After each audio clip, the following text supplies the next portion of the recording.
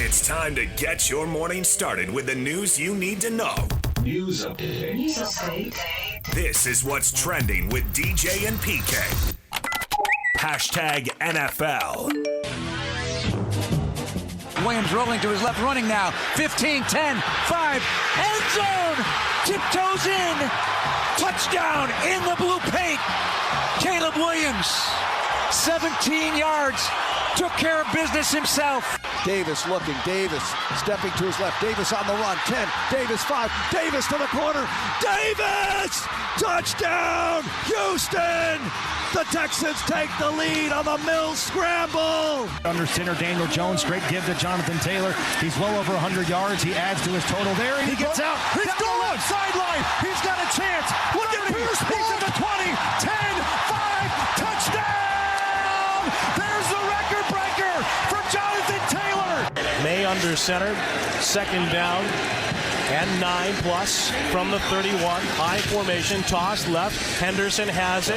Travion gets outside. Goodbye to the 50, to the 40, to the 30, to the 20, to the 10, to the house. Touchdown, Patriots.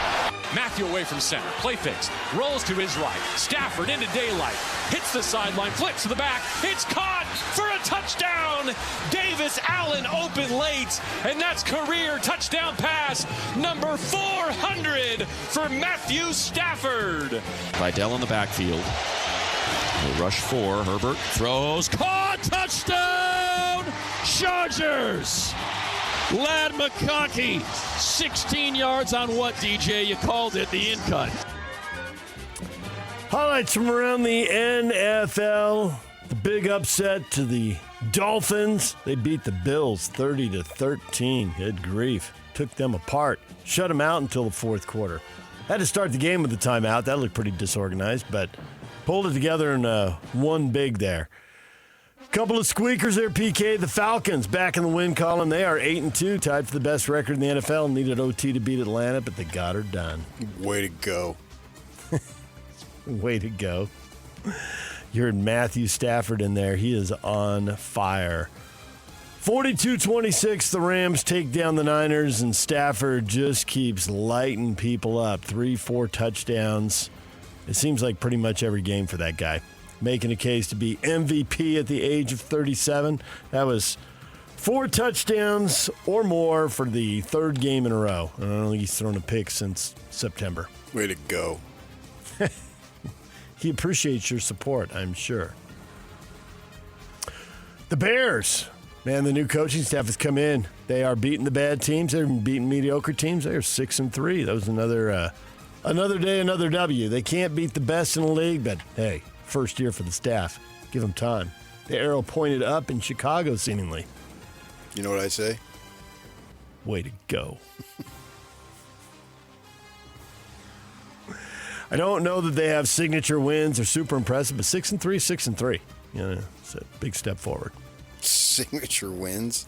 Yeah, that announces you're here. Like New England has one. They went into Buffalo and won. I mean, they're 8-2. They're not just beating bad teams. It's a signature win.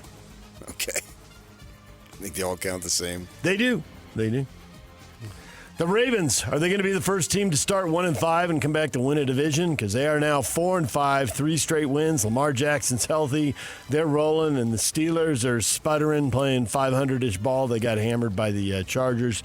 The Charger defense had the Steelers locked up. 25-10 Chargers win, and the Ravens with another W taking down the Vikings. They went on the road.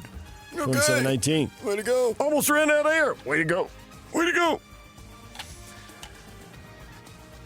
Ready for a little Monday Night Football? No.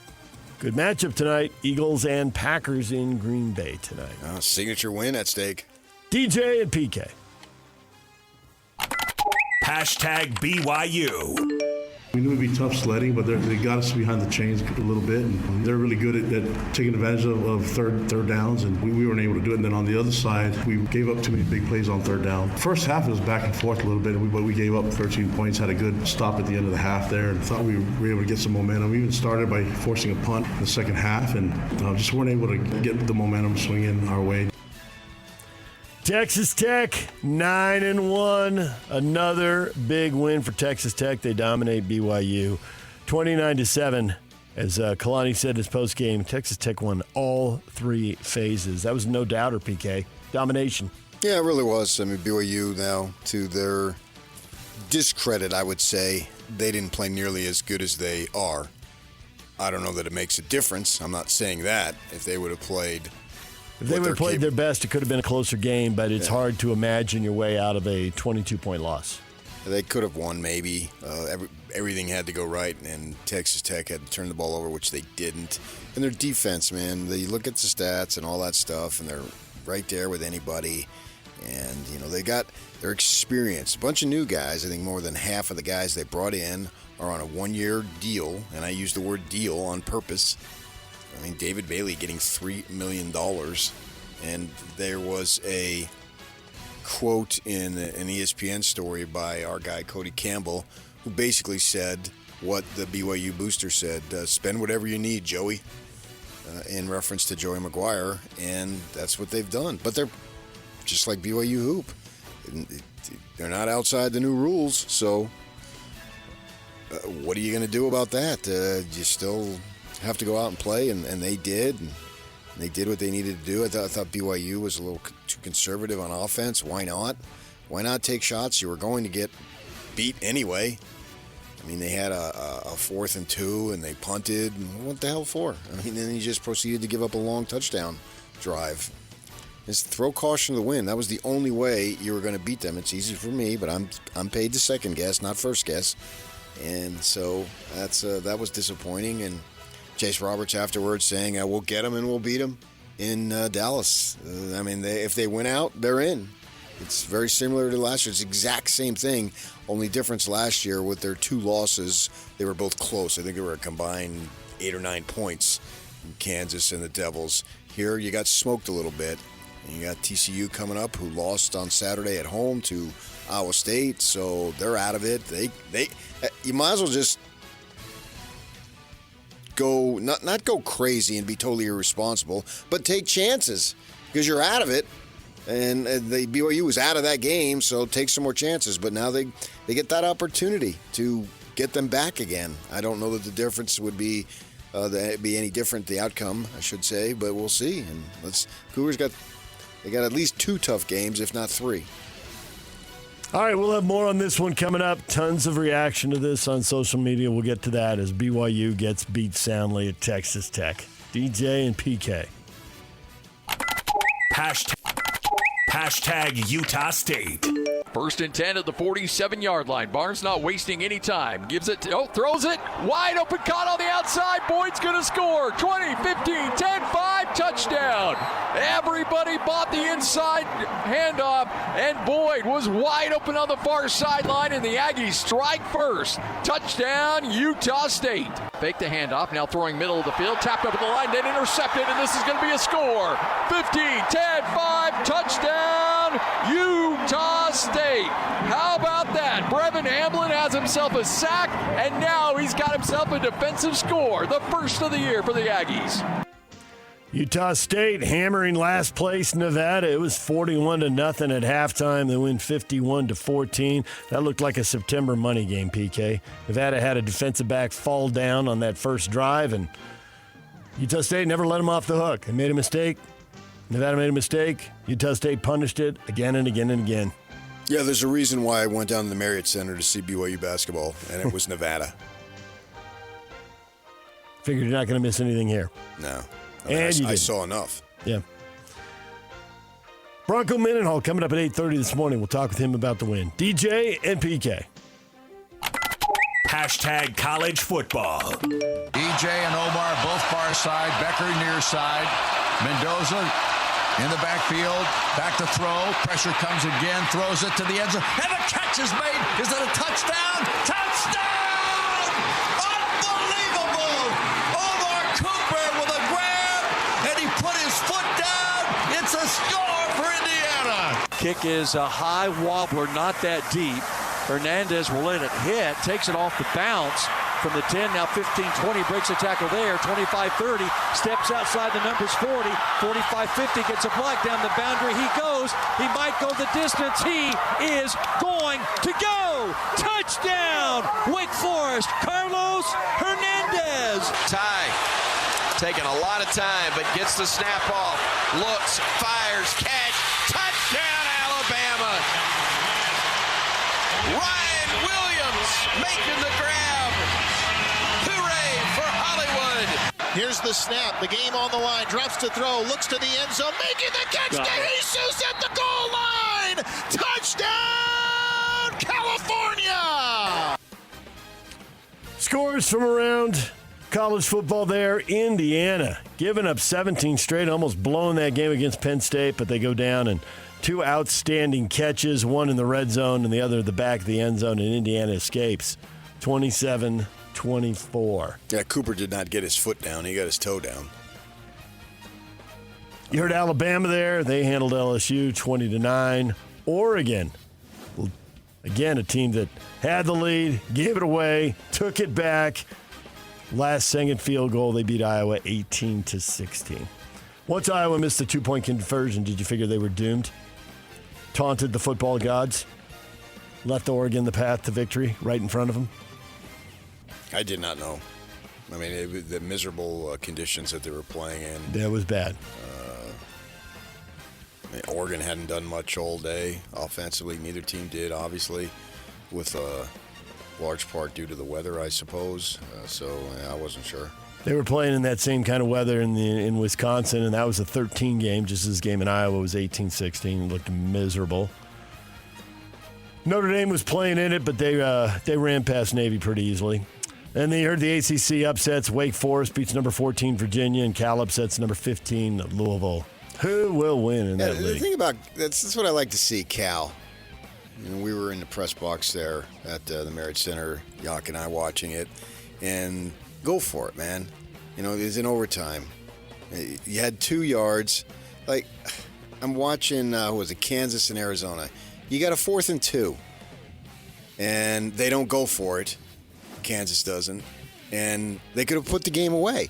And then they missed a field goal, and then allow Arizona to march right down the field for the winning score. If you got 2 yards, take a chance.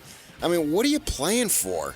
You're playing for conservative, and you're just going to go, as you said, what are you playing for, the Sun Bowl? And you're not winning anything that really, really matters. So give it a shot. And Cal did and won the game. It comes, especially in November, maybe earlier in the season if you think you got false hopes. But at this point, you know where you stand, most of the teams here, and try it. And Cal did. I was glad to see it, and they got it, and they won the game. So go to overtime and then be conservative. You got 2 yards. Try it. Cal improves to 6-4. They are bowl eligible, and they got a bye week to get ready for Stanford in there. The big game, the battle for the Axe. DJ and PK.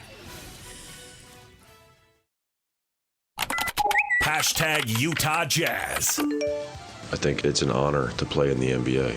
It's an honor to wear an NBA jersey. It's an honor to step on an NBA court, no matter how ugly that court is. I don't think that any of the minutes should be taken for granted. It's one of those things as a coach where it's hard to imagine having to motivate someone to play in an NBA game. There are a lot of players in the United States, there are a lot of players around the world who would do anything to play in an NBA game. We're not using those minutes for anything. They should be treated with the same respect as any NBA minutes are. Will Hardy, after the Utah Jazz get annihilated in Minnesota, they were down 10, down 15, down 20 so quick. Took about 5.5 minutes. They weren't ready from the opening tip. Actually won the opening tip, and Keontae kind of paused with the ball and looked around, and in that moment got taken away, and they went down and dunked, and in 10 seconds, less than 10 seconds, Minnesota had shown how the rest of the game is going to go. How do you get 40. ready? Say, that's a cliche. They weren't ready. How are you ready? Grab the ball, make an assertive or aggressive move as opposed to grab the ball and stand and look around and get your pocket picked. So one play determined they weren't ready? Absolutely not. Okay. They were down 20 points in 5.5 minutes. I would say nobody was ready. Unfortunately for Conte, I brought him up because he made the first mistake, but there were plenty of mistakes to go around. They're not a good team. They are not a good team. That is a fact. So they won't be ready probably 50 times. You don't have to be down 20 in 5 minutes. Jazz are back in action against the Timberwolves tonight at the Delta Center. Tip-off at 7. Jake Scott and Tim Lacombe are on the air at 6. DJ and PK. Hashtag NBA. Oklahoma City improved to 10-1 with a 114-100 rout of Memphis. SGA, 35 points. Thunder keep rolling. Detroit's rolling. They're 8-2 after beating the Sixers 111-108. Jalen Durantel at 21 points, 16 rebounds. Warriors won. They're pretty much winning at home, losing on the road. Jimmy Butler had 21 in the victory over the Pacers, 114-83. I think the Pacers, PK, we can lump them in the group with the Jazz, the Wizards, and now I'm forgetting. Oh, Brooklyn. Yes. The teams that are terrible, that are at the bottom in the race for the best lottery odds. The Pacers are 1-9. They're taking this seriously right out of the gate, as are the Nets and Wizards. Jazz actually sitting on 3 wins right now. Oh, yeah, obviously Halliburton's hurt, and Turner left to go to Milwaukee, so, yeah, they don't have their guys that they had last year. Keep your eye on the Pacers there at the bottom of the league. Okay, got it. Lenny Wilkens, NBA legend, Hall of Famer as a player and a Hall of Famer again as a coach, passed away at the age of 88. A champion with the Sonics in 79. He had an awesome career, PK. For a while there, he's the all-time leader in victories among NBA coaches. I don't remember him as a player, although I certainly knew of him, and you can look him up, and that's no big deal. But in all my time, when I was writing for newspapers for 23 years, covering him as a coach was always a pleasure. He always had time when you went up to him before the game and say, are you available? Yes. Yep. And he give you good quotes about the NBA. Yeah. Sold the league. There are people today making money or cashing checks that Lenny Wilkens and other people his generation wrote, to be sure. I went into Cheryl Miller's office when she was coaching the Phoenix Mercury because we'd cover the games for the Watchdog. And, it was a later start because in the summer they're an hour behind. So you got to write a notebook and a game story. So I wanted some stuff. So I go in there in her office and I start asking her questions. I don't talk pregame. And I said, why not? Lenny Wilkens does. I know.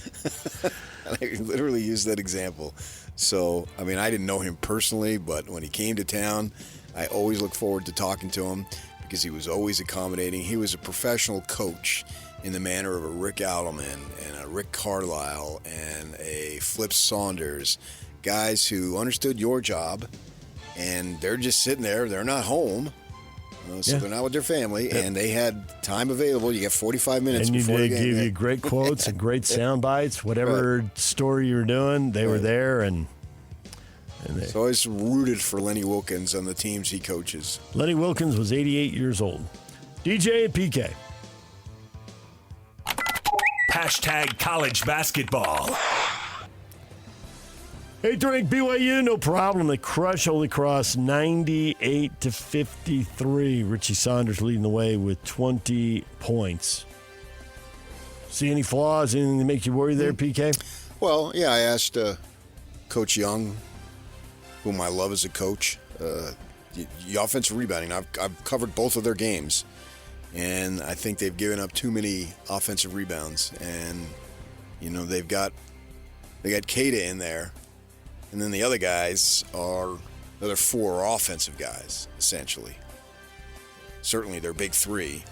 And DeBonsa's got the size. He's on the slim side. Got the Durant build. But, when you get into conference, and there's plenty of time to shore up everything that is not going exactly the way Kevin Young wants it, which is only the second game, and you got so many new guys and all that stuff. To make sure you take care of that, because if you're giving up second chance points, and I thought that was the key to Villanova being able to actually not only hang around but take the lead late in the game or later in the game on Monday, a week ago from today. And so I think that's something that they're going to have to get better at. Utah rallied, forced overtime, nearly got beat by Weber State, but they survive in OT, and they beat the Wildcats 92-89. And Holy Cross will now make the trip up and play at the Huntsman Center tonight at 7 o'clock on ESPN+. Utes are obviously in building mode, and they need to just find and taste success and try to progressively get better or incrementally get better. DJ and PK. Hashtag Major League Baseball. Munetaka Murakami was posted by the Yakult Swallows Friday, which essentially means he's a free agent and he's on his way to the United States or possibly Canada, I suppose, if Toronto gets him. Bidding war time, PK.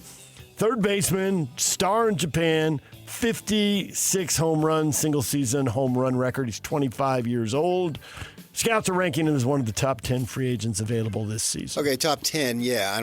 Let's not put him in the Ohtani category. I saw a stat that on pitches above 93 miles an hour, he really struggled. And you're going to get that. That'll be a problem because you're going to get a steady diet of that in the major leagues. Yeah.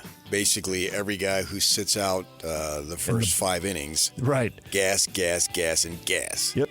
So we'll see how it goes. And even the breaking stuff can be, I mean, the fastball's 98, 99, 900, but I mean, a 94 mile an hour slider or whatever, he's going to get that. They call that the sweeper these days. The sweeper. DJ and PK. Hashtag golf. Ben Griffin wins for the third time in 2025 a 2-stroke victory at the Worldwide Technology Championship. Shot a 29 under. Patrick Fishburne missed the cut. Zach Blair tied for 59th at 11 under. DJ and PK. Hashtag NHL.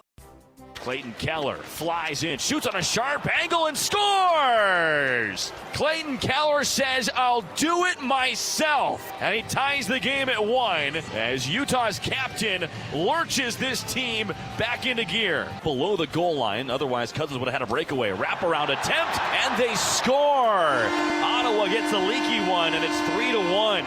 That's Nick Cousins. Right now it's Nick Schmaltz gliding in. Schmaltz to the front, scores! A highlight reel goal for Nick Schmaltz, and it's his 9th of the year. That one was a beauty.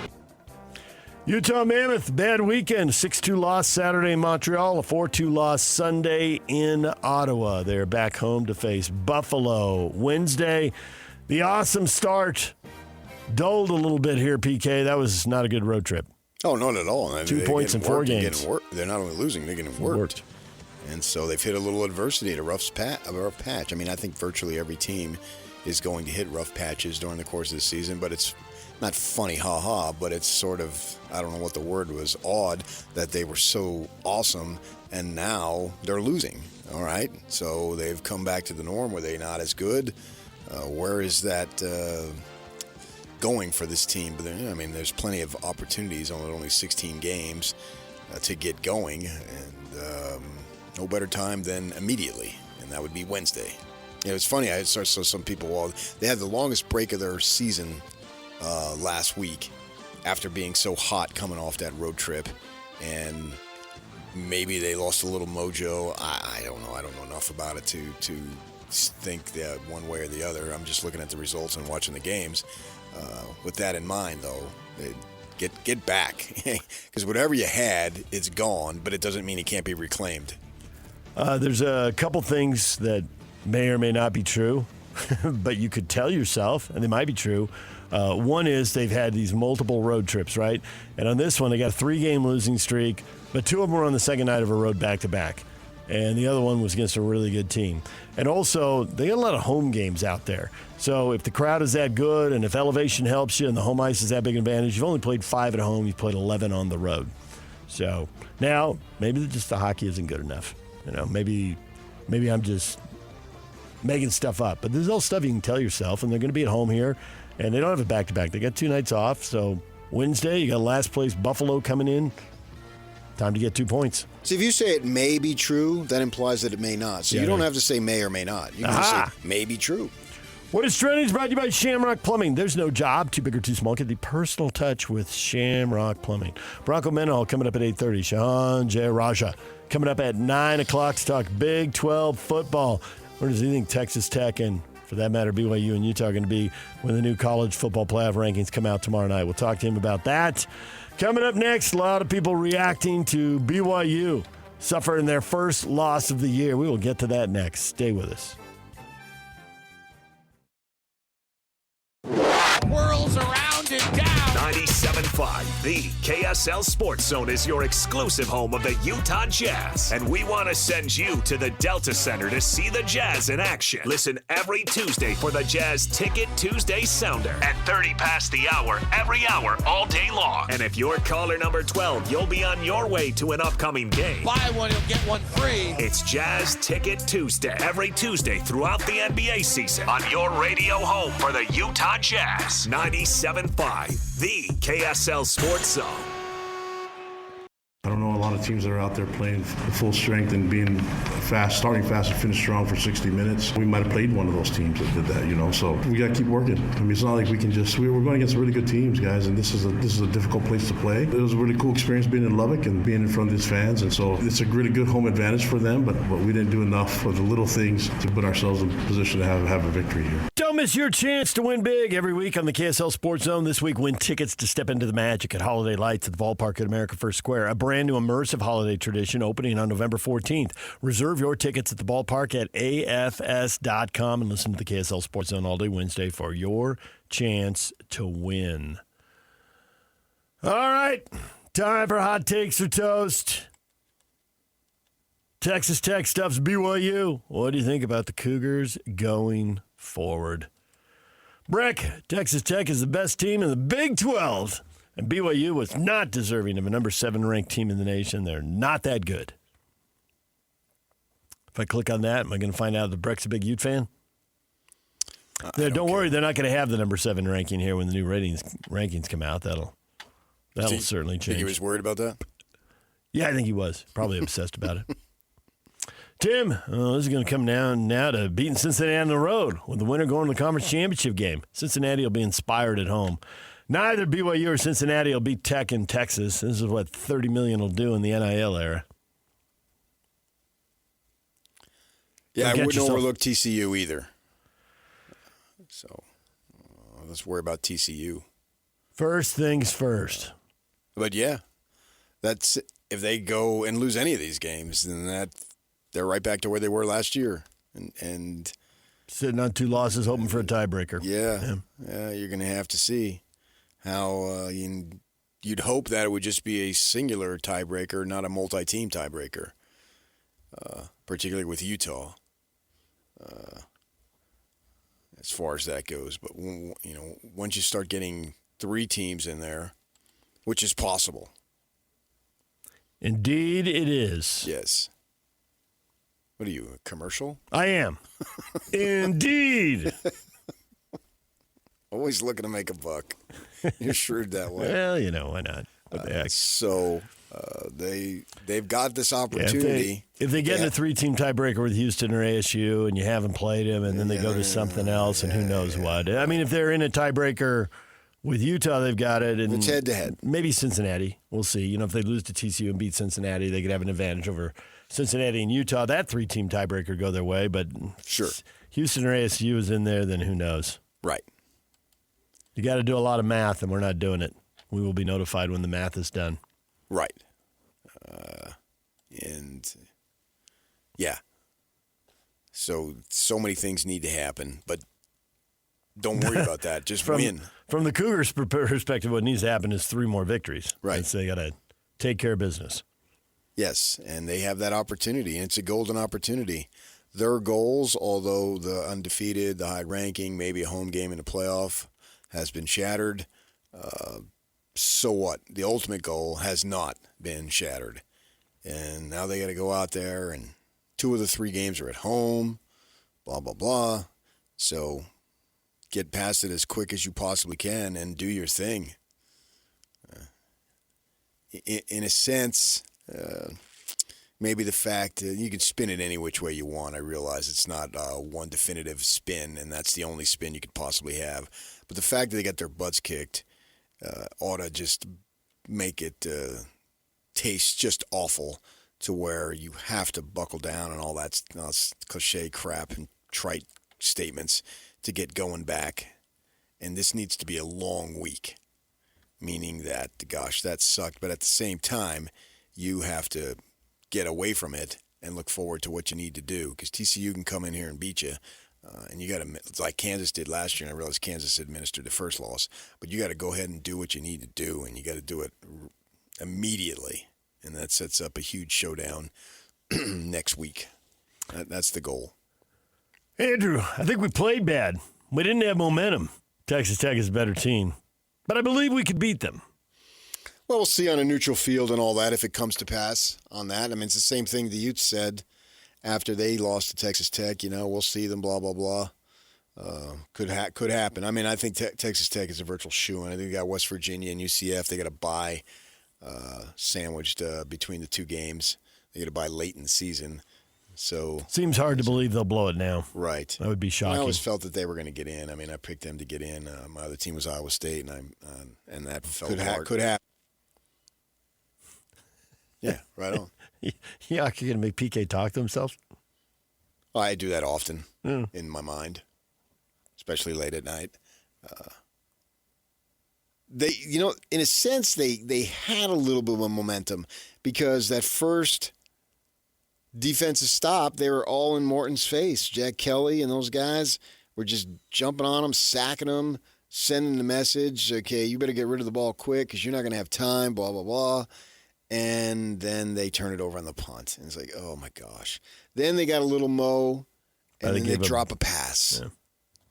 Yeah. It's hard for me to criticize the defense, because it is very similar to the Utah game in that the defense knew, oh, my gosh, unless we get 4 pick sixes here or return fumbles, we're not going to win this game. I thought, the flaw with the defense when they watch the film is they gave up some big plays at bad times.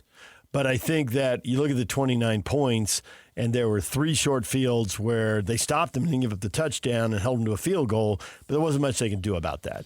So I think there's really 20 points are on the defense. And honestly, if you give up 20 points, you've given yourself a chance to win the game. So while there were problems on defense, I think those were the least of the problems. I'm sure Jay Hill will have something critical to say when he looks at the film, but in my mind, the problems were on offense and special teams primarily. Defense special teams were awful. And it was so unusual because they've been so sterling on that. But it was a shanked punt and a missed field goal, and obviously the muffed punt you talk about, that gave Texas Tech 3 points in the lead right out of the gate. So, yeah, there were plenty of mistakes. Right. Special teams I don't know, a 51-yard field goal. I'm going to criticize a kid for missing a field goal from that distance in a windy environment. So I don't really put that on there. But it was the other stuff that they just couldn't get going in that way. And by far, they played their worst game. I mean, it's inarguable.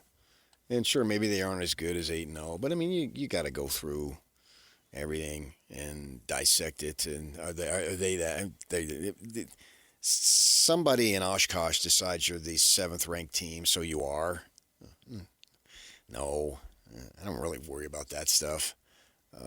It's that you were on the big stage, the biggest stage you've been on in a good long while, and you just spilled it all over yourself. That was what was disappointing. They played by far their worst game, and now they've got to regroup. And I don't even know that the coaches need to kick them in the pants. I think these guys can do it to themselves. They understand everything we're saying, that they really just weren't up to it. They looked overmatched and like they didn't belong on the same field, and that's very, very surprising. And Texas Tech, yeah, they spent all the money, blah, blah, blah. Okay, I've accepted it. They have. They brought in guys this year to compete immediately. And here they are. Yeah, more than half their defense are one-and-done guys. They were specifically brought in this year to do their thing, and they're doing it, led by Bailey. But am I going to blame David Bailey? He won another 3-9 at Stanford. He'd had enough of those, and they're going to give him $3 million. What the heck, man? It's if a you no-brainer, didn't take man. it, what's wrong with you, son? Yeah. You already got your degree from Stanford. That's already in the bank, literally. So every single one of us would do the same thing. So what was the decision exactly? Well, which school to go to? You got your degree. Yeah. They're giving you $3 million, and if you stay put, you don't get $3 million, and you go 3-9. There's no decision. Oh, the decision was which school to go to. Yeah. Texas was in on him. He was talking about UC Los Angeles. If you read the story that they posted to ESPN, I think Thursday or Friday. So yeah, and the funny thing is that Cody Campbell comes on Friday. Was it Friday? And he's talking about how I gain respect for him listening to him talk about. I'm concerned about the state of college sports. I'm concerned about the state of some athletic departments that may drop their athletic department altogether. Now, that's extreme, obviously, but because of the money situation going so crazy, maybe they drop sports. They drop women's sports, and women need more sports. I could argue that women need the sports more than the men do, the young men. And he has a lot of concern about that, and the system is not sustainable. But the ironic part is you're part of the reason why it's not sustainable. Yeah. But he wants to fix it. I give him credit. Right, he seems sincere in wanting to fix it. Yeah, well, it's two different things. The system is set up now to where it could get out of whack and put a lot of pressure on some schools. It is out of whack. Right.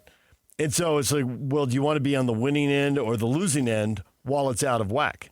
I mean, they're not the only team spending money. They're certainly a high-profile team spending a lot of money, but they're not alone. Yeah, but the problem here is that they didn't earn it. They bought it. They bought it. And the other ones, back when things were at least viewed as somewhat equal, they earned it. If you want to go that way. Right. So I don't really care, but for some people they think, well, Texas Tech, they had 5 losing seasons between 2016 and 2021. And they've only 8 wins is their top margin of victory since Leach was there. We have no tie to TCU, but I can imagine everything you're saying and how that would feel to someone who's a Horned Frog. Because they built it up, they've gotten better. I mean, they were in the national title game one year. They went through a bunch of leagues to get there. And Texas Tech, since Leach, it's been a mess. You think anybody is an actual Horned Frog? Yes. Or fan of the Horned Frogs? Yes, I do. They're literally a Horned Frog. Yes. They are the Horned Frogs, and they are proud of it. I actually have a friend in Santa Barbara whose kid went there. Oh, wow.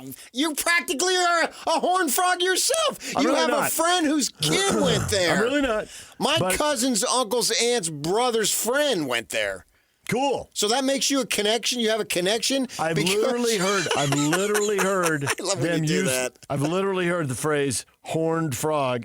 Straight face. You just say, 1,000 times. Probably not that many, but 300 or 400. If that doesn't seal your right and the authority that you have right now because your friend's son went there, I don't know what does. Yes. Seal my right and authority. Right. You have a friend whose son went there. Yep. Nobody in the entire state knows more about the Horned Frogs than you because your friend's son went there. Have you ever been there? It was a daughter. I've not been there. It was a daughter. And look at me. I'm Miss Genemis or whatever. And all I know. What's that word? And all I know.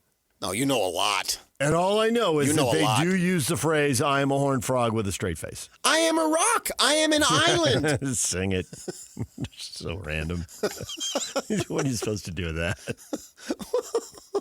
Well, you said, I am a Horned Frog. I've literally heard that phrase. Raise your right hand to the square. I am a Horned Frog. It's a real expression. I am a child of the Horned Frogs. Nice. Sealed with right and authority, followed by I am a child of the Horned Frogs. So that daughter, when she has a child, that child will be able to say, I am a child of a Horned Frog. That could happen. DJ PK, it's 97.5, the KSL Sports Zone.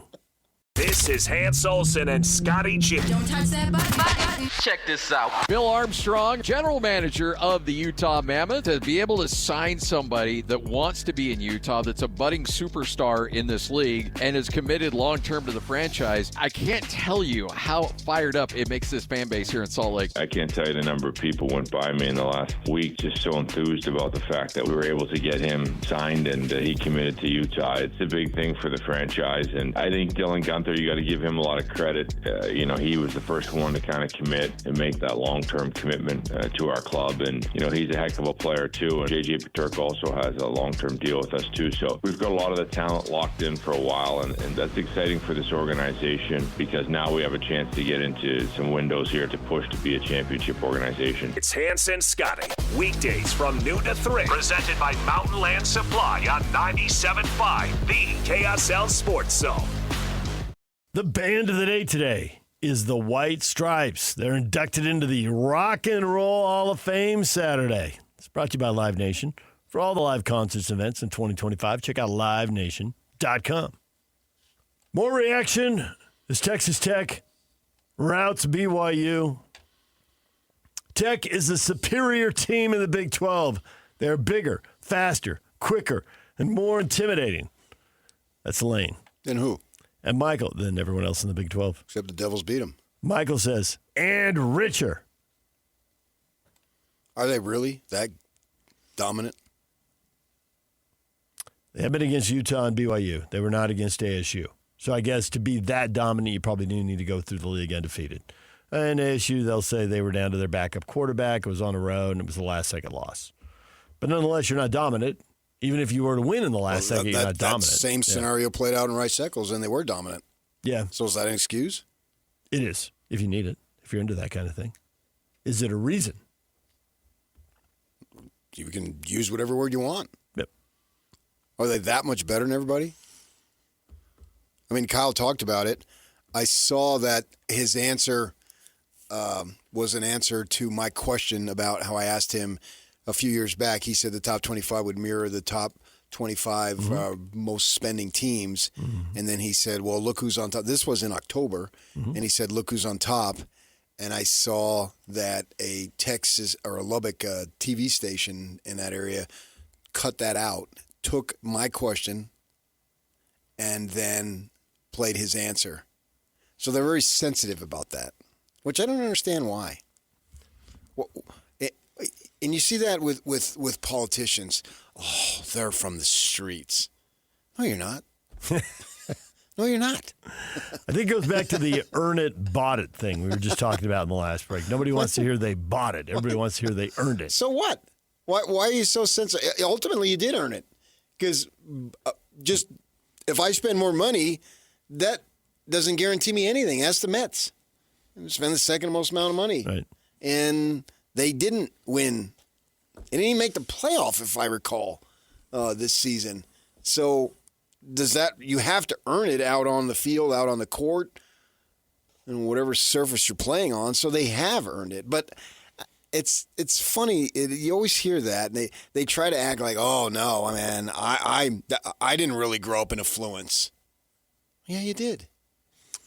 Do you think this is going to change when NIL is no longer a relatively new thing? We get 5-10 years into this, and it'll just be like, whatever. In what manner? As far as the money, as far as the people worrying about whether something was bought or who has the most money. Because like in baseball, people talk about it, but do they talk about it that much? Maybe. I mean, the Dodgers took it to a new level. Well, with if they go to a lockout, then yes. But that's because of the deferred payments. They took it to a new level. Whatever. Nevertheless, if the 27th season does not start and there's no spring training and the people in my hometown are saying, what the fetch here? Yeah, right. A lot of tourists, a lot of money not coming to town. Yes. A lot of restaurants will be empty. On and on. Yeah. 100%. But the golf courses will be filled. Yeah. I mean, when you don't get an influx of Chicago people by the tens of thousands, it's noticeable. And so, yes, it will have an effect. Will this have an effect? Remains to be seen. Because Texas, the problem that, if you view it as a problem, is that Texas Tech is new to all this. They won 8 games last year. Mm-hmm. They already superseded their total. And it's like, well, Utah has superseded its total. Cincinnati has superseded its total. Arizona has superseded its total. And the Big 12 is touting that. Yeah, but all those teams sucked last year.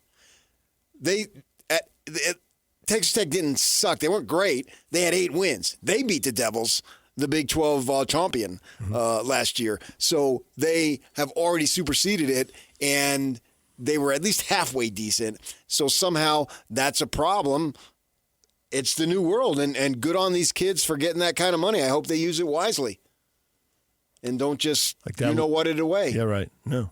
Like that lineman you interviewed, the Big 12 Media Day. Yeah. Getting in on the commercial real estate. Right.